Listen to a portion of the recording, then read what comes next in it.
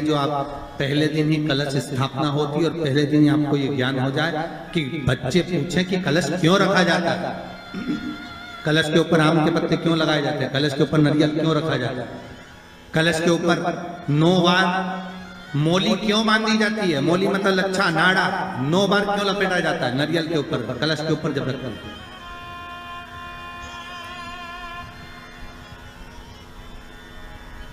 कलश के ऊपर जब जब श्रीफल रखाता है, नारियल रखाता है, तो उस पर 5 बार 7 बार मोली नहीं लपेटी जाएगी, तो 9 ही बार लपेटी जाएगी। 5 या 7 बार लपेटते हैं तो कहते हैं कि लक्ष्मी की छिन्नता होती है, और वो 9 बार लपेटी जाती है तो भरपूर लक्ष्मी का भंडार भरती है। क्यों क्यों कहते हैं? भगवान कुंभ का निर्माण कर रहे हैं, भगवान कलश का निर्माण कर रहे हैं, और भगवान स्वयं ब्रह्मदेव कर रहे हैं कि आप ऐसा निर्माण कर दो जिसमें 33 कोटि देवता स्वतः विराजमान हो जाए। तो भगवान ने उस कलश का निर्माण कर दिया। अब कलश का निर्माण करा तो स्वयं भगवान ब्रह्मदेव बोले, प्रभु इस कलश के अंदर मेरा स्थान कहां है, मेरा स्थान कहां है?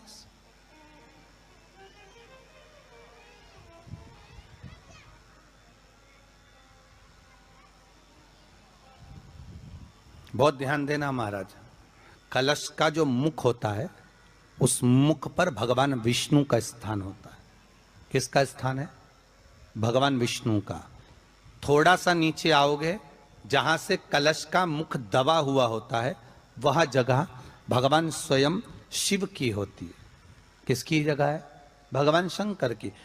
कलश का अग्रभाग, नीचे का भाग जहां से फैला हुआ होता है वहां ब्रह्मा का आधिपत्य स्थापित होता है। फिर कलश का जो नीचे का भाग होता है वो भगवान शिव और शक्ति का स्थान होता है।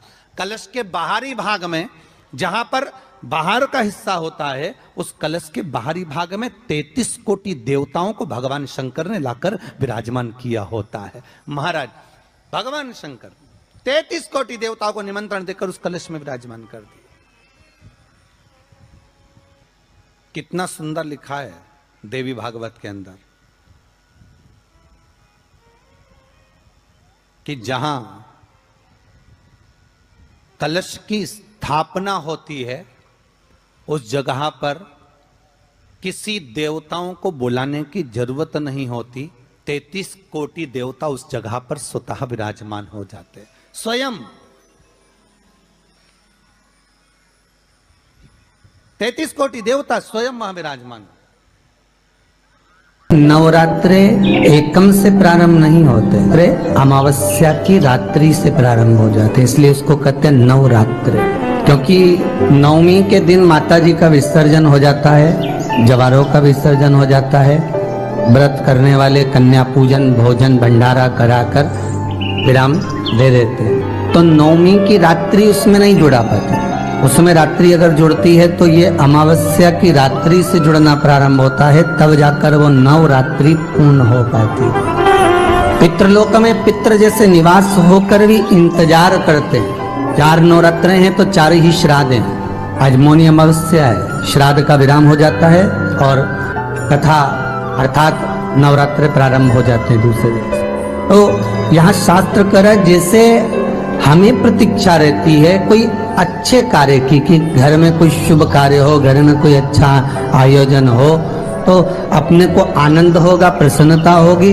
उसी तरह हमारे जो पूर्वज चले गए, जो पूर्वज चाहे वो अधोगति में गए हों, चाहे वो देवगति में गए हों, चाहे वो पितृलोक में निवास कर रहे हों, तो जितने भी पितृलोक में निवास करने वाले पूर्वज होते हैं वो भी ये विचार करते हैं कि हमारे घर के वंश द्वारा, हमारे वंशजों द्वारा कोई ऐसा सत्कर्म हो जिससे हमारे जीवन की वितृप्ति हो और हमें आनंद की अनुभूति हो।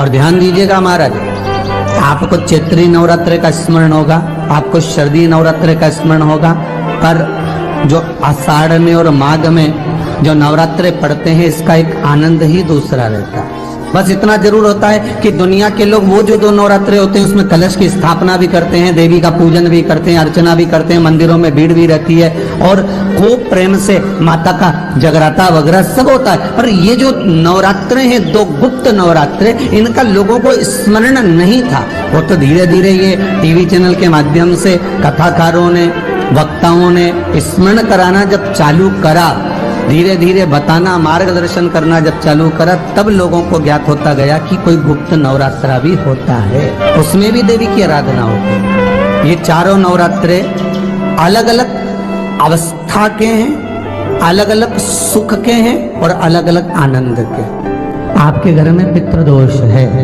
आपको ऐसा महसूस होता है, तो किसी भी नवरात्रि के पहले जो अमावस्या पड़ती है, जिस दिन अमावस्या रहे उस दिन चावल की कटोरी में एक कपूर का टुकड़ा रख दीजिए, छोटा सा, और कपूर का टुकड़ा रखकर उस कपूर को दरवाजे के बाहर कटोरी में ही, चावल रखी हुई कटोरी में ही उसको पितरों का स्मरण कर कर जला दीजिए।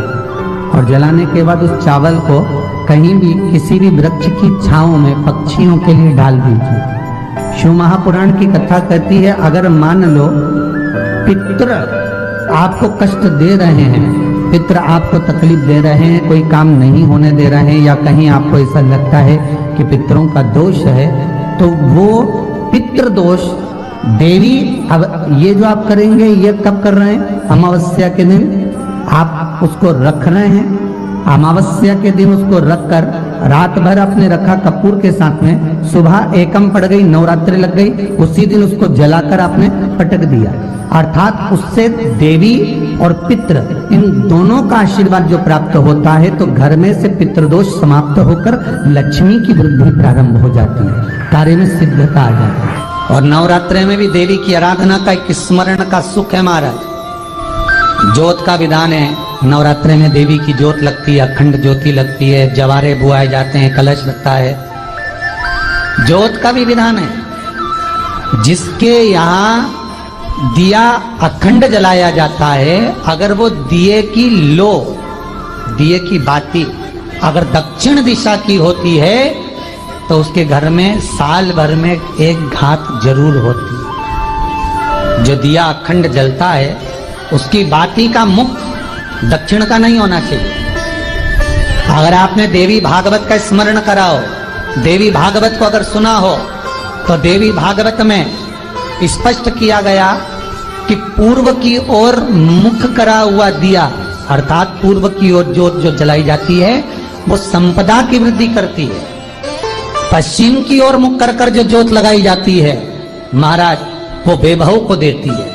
और उत्तर की ओर जो मुख कर कर ज्योत जलाई जाती है, उत्तर की ओर जो ज्योत का मुख रहता है, वो आयु की वृद्धि करती है, घर में अकाल मौत को रोकती है। दक्षिण की ओर ज्योत ना लगाएं, अगर आपको लगाना है पूरब की लगाएं, पश्चिम की लगाएं या उत्तर की लगाएं।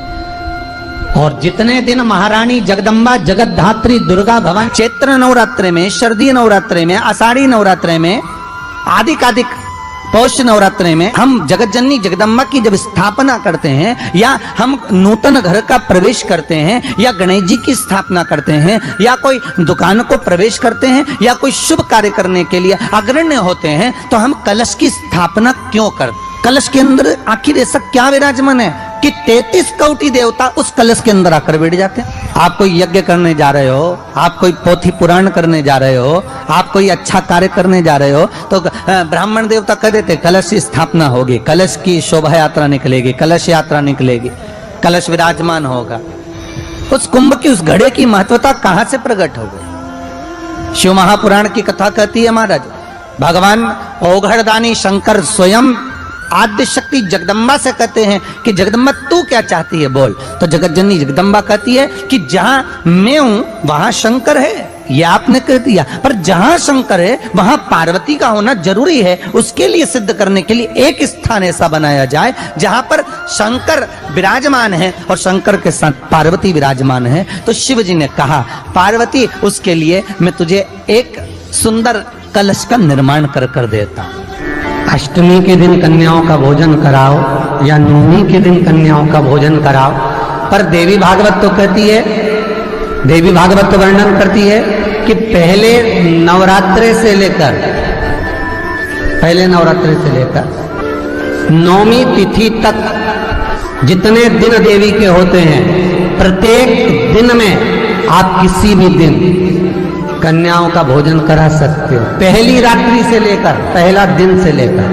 पर 9वें दिन तो सवेरे पूजन करके, यज्ञ करके, अनुष्ठान करके देवी को विसर्जन कर दिया। फिर नवरात्रि पूर्ण कैसे हुई? नवरात्रि की पूर्णता होती है अमावस्या की रात से गिनी जाती है। कौन से दिन से गिनते हैं? अमावस्या की रात्रि, फिर एकम की रात्रि, फिर दूज की रात्रि, ऐसे गिनते गिनते अष्टमी की रात्रि तक और नौमी के दिन सुबह तक या दोपहर तक या शाम तक, जब तक आप यज्ञ ना करें तब तक ये 9 रात्रियां पूर्ण गिनी जाती है महाराज देवी भागवत के हिसाब से पूर्णता।